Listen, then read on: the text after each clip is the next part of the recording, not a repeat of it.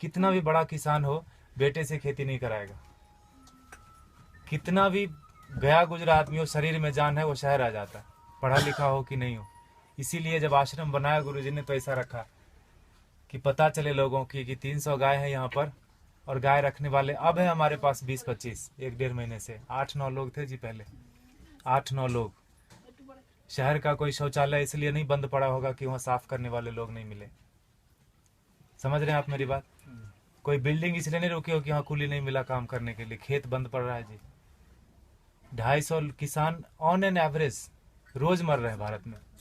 6 लाख मर गए, गिन नहीं पाओगे आप उंगली से, 1 2 3 4 करते 6 लाख नहीं पहुंच पाओगे। उतने लोगों ने आत्महत्या कर ली सफलतापूर्वक पिछले 16 साल में।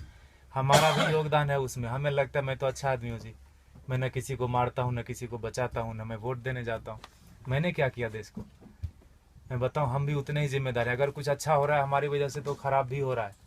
क्या बोलते हैं आप?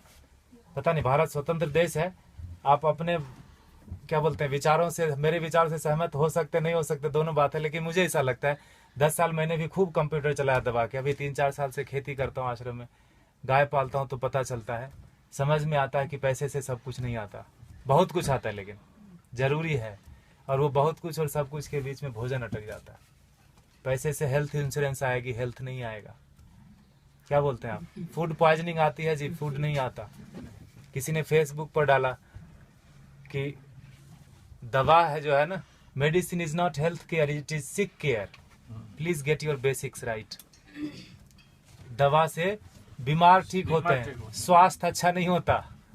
दोनों दो चीजें हैं, है कि नहीं? दवा बीमार ही लेता है ना, पहलवान क्या करेगा दवा लेके? ठीक है, गाय फिर भी कट गई हमारे देश में, जानते हुए कि गाय के ऊपर उपनिषद लिखा हुआ है, गो उपनिषद है, उसमें सारी चीजें गायों के बारे में लिखी। उतना मुझे पता भी नहीं, और मुझे लगता है किसी को बताने की जरूरत नहीं, सबको पता है, लेकिन प्रायोरिटी चेंज हो गई जी। हम कुत्ते की रस्सी पकड़ के गाय का दूध ढूंढने जाते हैं, इसीलिए गाय कट गई। किसान आते हैं, पूछते ये गाय देसी है कि जर्सी है।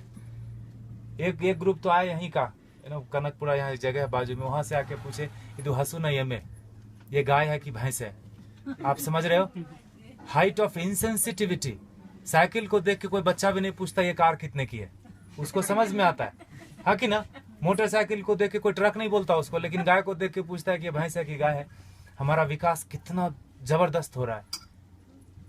रोड बन गया गांव में, दारू के दुकान आ गए, पेट्रोल पंप गया, सारे युवक शहर आ गए। ये है विकास। होता है कि नहीं होता? और 10 साल अगर आपका बेटा रह गया शहर में, तो जान लो 11वीं साल से वो घर नहीं आएगा। वो तभी आएगा जब उसके बेटे की छुट्टी होगी और उसका बेटा बोलेगा let's go to our grandpa's place, दादाजी के घर जाते हैं। वो उसका घर नहीं